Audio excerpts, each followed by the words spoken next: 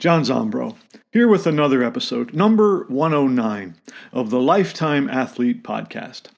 This is the show where we're all about achieving peak performance in sports, fitness, health, work, and life at any age. This is also the show where we use science and we use common sense. In fact, I like to say often that this is where science meets common sense. We always want to be true to science. And one of the things to know about good science is that its main goal is to be less wrong over time. We always want to be learning, growing, and sharing. Balancing health and performance. And talking about that, I don't want you to be a bubble boy or a bubble girl. I want you to go hard from time to time and know that you can test your durable human beast. It's made for that. Just do it intelligently. Today's show is brought to you by Lifetime Athlete Coaching. Whether you want to get more fit, get lean, ripped, or jacked, I can help you to do it. If you feel like you're a little beat up, you have chronic injuries, and you want to solve that problem and get back to training without trashing your joints, we can do that also. And if you're training for a sporting goal and you need custom, individualized programming and ongoing guidance, that's my wheelhouse. It's what I've done for almost 4 decades and what I love the most. I don't and never will know it all, but I keep studying and evolving and helping you to get results. Here's three thoughts on what we all know and what I know. First of all, number 1, we don't know what we don't know. Number 2, we only know, in actuality, that which we know right now, current knowledge. And at some point in the future, when we look back, we'll have been wrong somewhere. We're just not sure where yet. And it's very important to have those kinds of perspectives when we go through much of life. But when approaching these topics of athletics and fitness and health and nutrition, doing so with an open mind, a bit of skepticism, and as little bias as possible is essential. I always try to look through an ancestral lens that uses instinctive wisdom and the common sense that humans have evolved with for over 2 million years. And I respect the athlete in all of us, all of you and myself. Working with me in a coaching capacity is easy. Simply go to thelifetimeathlete.com, click on coaching, and explore all the information that's available there for the different types of services and relationships that I offer. And you also have numbers of pictures of clients and testimonials and additional information, podcasts and videos that can help you to see if this is the right fit for you and then how to get started doing it. So today's title has 2 topics, fueling and fighting. We're going to talk about fueling for athletes and fighting back against the Reaper. That would be the Grim Reaper. First, I'd like to give you some thoughts about fueling for your workouts or competitions. And of course, nutrition is important in every aspect or capacity, but today we'll just keep it limited to pre and post session considerations. So this gets fairly simple. You can either enter into a training session in a fasted or fed state, or you can also use those strategies on the backside of a workout or competition. So situations where you might want to train fasted, or at least give this some consideration, will be some of the things I'm going to mention next. First of all, let's talk about semantics. Some experts will say 24 hours is necessary before you're actually fasting. So a fast in and of itself doesn't begin unless you haven't eaten for 24 hours. That information is out there. All I'm saying is that going into a session with an empty stomach, maybe having not eaten for 3 to 6 hours, we're going to consider that to be training in the fasted state. It is excellent when you don't want GI discomfort or distress. It's actually my preference most of the time to just train in a fasted state. It particularly fits the way I go about my own training, and I just don't have to deal with anything like heartburn or burping or other issues that might be TMI. Training in a fasted state or having not eaten before a workout is really effective for a low intensity workout. It makes a lot of sense when you're doing low intensity exercise because your rate of glycogen depletion or using up the stored sugar, stored fuel that you have in your muscles and liver, isn't so rapid. And so you really just don't need a lot of fuel when you're going easy, at least as long as it's not exceedingly long. And the other side of the coin, it's fine to train in a very high intensity manner in a fasted state if the workout is brief.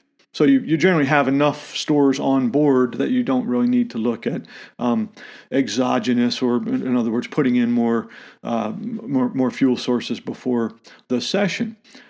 Training in a fasted state can increase your utilization of free fatty acids for fuel, and of course that's fat burning, aka fat burning, and that's especially true in individuals whose metabolisms are metabolically adapted to burn more fat and are not excessively carbohydrate dependent.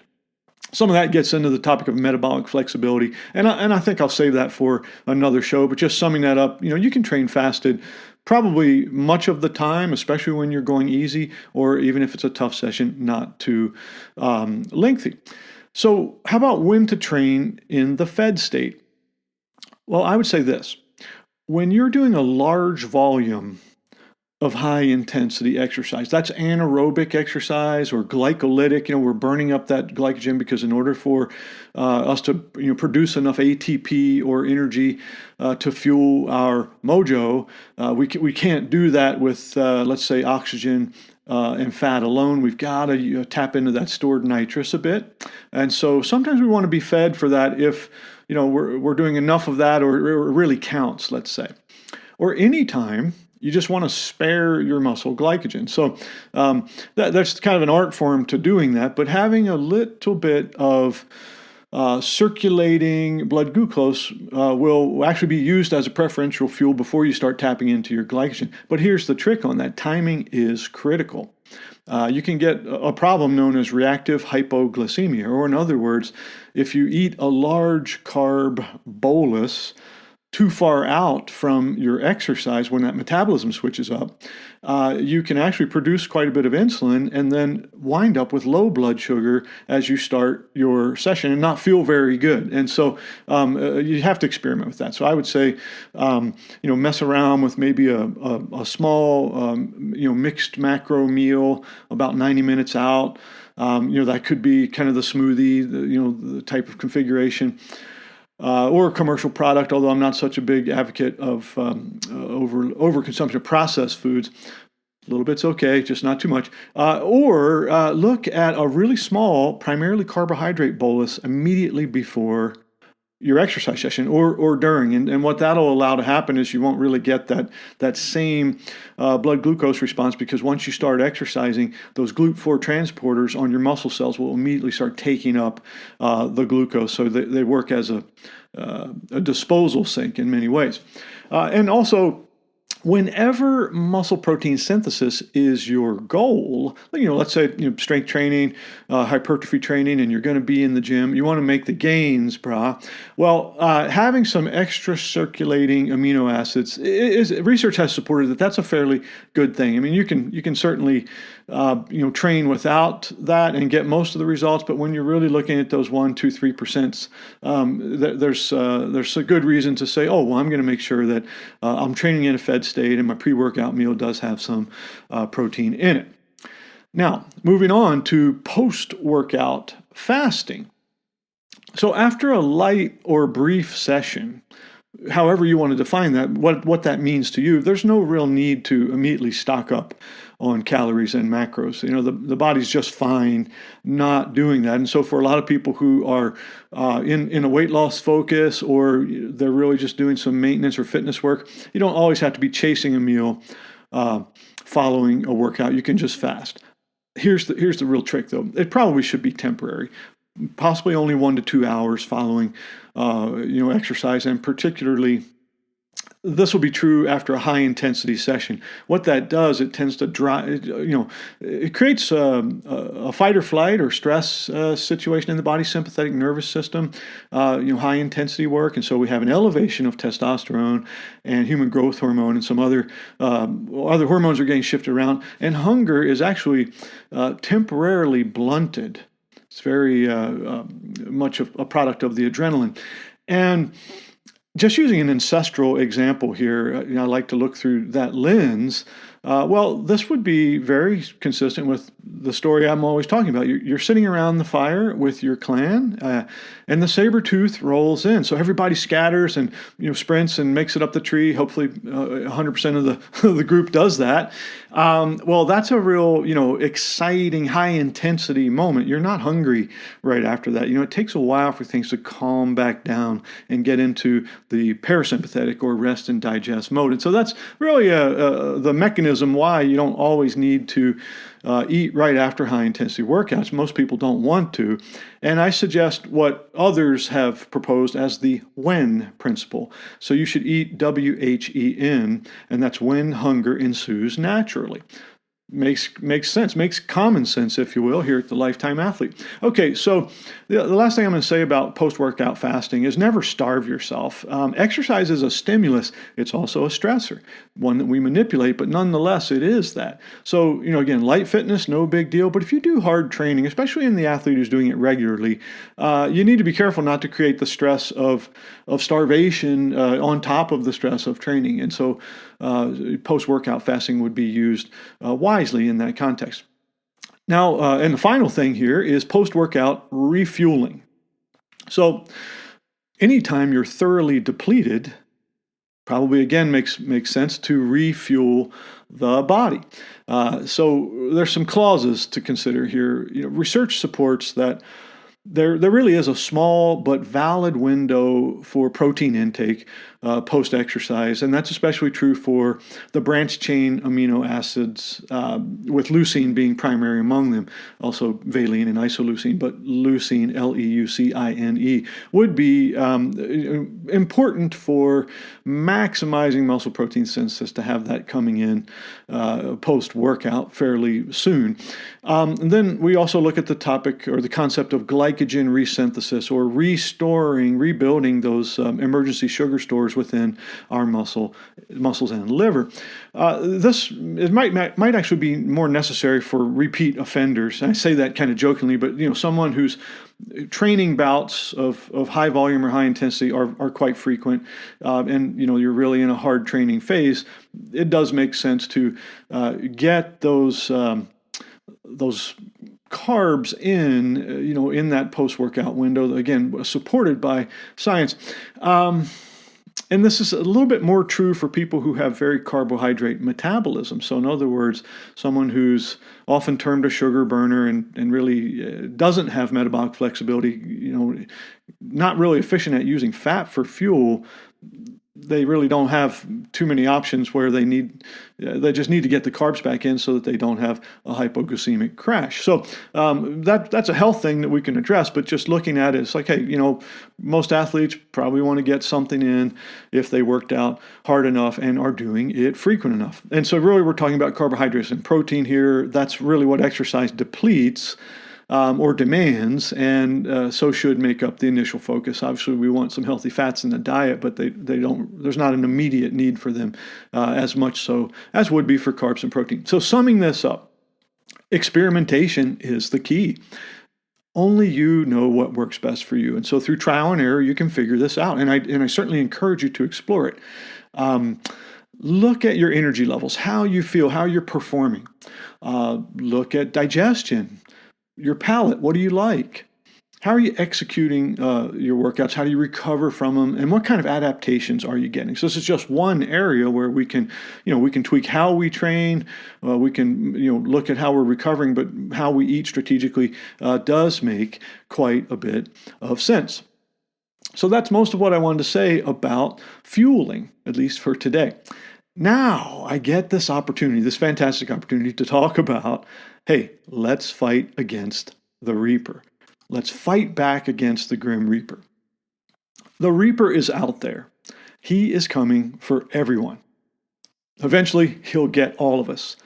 But you have some say in how all this goes down. You can go out, for the most part, on your own terms. There are choices that we can make.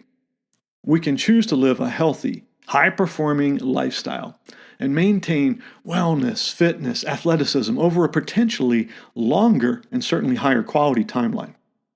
Or we can select less optimal patterns of living and actually exemplify what would be an accelerated path to dying. This is a choice. You can live into your 80s and 90s kicking ass at relationships, joy, work, family, sports, maintaining your own functional independence and vitality. You can stay healthy until nearly the very end, and then go quickly in your sleep, or at least somewhat expediently. Or you could have your first stroke, heart attack, or organ failure in your 40s or 50s, get started on a series of surgeries and hospitalizations, and begin a daily regimen of double-digit pill intake. You might last for several decades, but they will inevitably involve decreased capacity, enjoyment, and participation in life, and probably an institution-based, protracted ending. The very same practices that lead to peak performance in our teens and 20s are the ones that shore us up and keep us going toward 100. The rules of biology are consistent amongst all humans. No one is immune to them. Humans are genetically programmed to be athletic. The high-performing beast just works better and it lasts longer, in mind, body, and spirit. Many experts suggest that human organs are designed to last about 125 years. That may be a bit of a stretch for most of us modern humans, but 95 is certainly a reasonable target. And as wonderful as this modern life is, we may have to accept that our relatively chronic exposure to unnatural levels of stress, food, environmental toxins, and other challenges might shave off 30 or so years from the get-go. So that's where the 95 came from as opposed to the 125. Not that I'm not optimistic. As I indicated initially, we are all going to expire. Let's not be delusional about that fact. Most thought leaders in wellness, medicine, and longevity are promoting the concept that humans die pretty much from the same thing. Heart attacks, strokes, cancer, organ failure, loss of resistance to pathogens and diseases. That's really what kills us, is what gets us in the end. It's just that healthy people die of these things much later in life, and usually more rapidly. The onset of the problems tends to be much later, and the outcome more rapid. Lifetime athletes are able to participate in and contribute to all the areas of life to the greatest degree. Most of the infirmities that I mentioned before are currently recognized as disorders of lifestyle and metabolism, at least when they occur too soon in life. Genetics were once thought to be static and unapproachable in terms of the hands of cards that we are dealt with respect to disease and death. However, the newest science has taken on a slightly different understanding. Genetics are powerful and they do matter, but lifestyle or epigenetics plays the dominant role in how specific genes are either expressed or suppressed. As some will say, genetics loads the gun, yes, but lifestyle fires it. This is where the lifetime athlete system comes into play, establishing a foundation of lifelong health through simple practices in nutrition, sleep, movement, and other lifestyle factors, removes obstacles from a great health span. And then applying the essential elements of peak performance, which are training, recovery, and mindset, allows the human beast, that's you and I, to get that final 20% in awesomeness. You can't really be your absolute best by just being healthy alone. I'm here to say that. You need to be athletic, at least to some degree and according to your own definition. Being a peak-performing athlete for life is representation of the human experience maximized, crushing sports goals at any age, staying fit, and capable of doing whatever you want, like being able to pick up your grandkids or even take care of your home independently. These are the definitions of a lifetime athlete, a person who can keep the reaper at bay for as long as possible, someone who really is hard to kill. If you'd like to learn more about how to do all of these things, consider coming to the Hard to Kill workshop in Bozeman, Montana on February 29th. Or if that doesn't fit your schedule, reach out to me through thelifetimeathlete.com or on social media to inquire about how you can bring this masterclass to your organization or workplace. So that's all I've got for today, folks. Thanks so much for being with me. This is Coach Jay-Z signing off until next time from The Lifetime Athlete, where you can achieve peak performance at any age.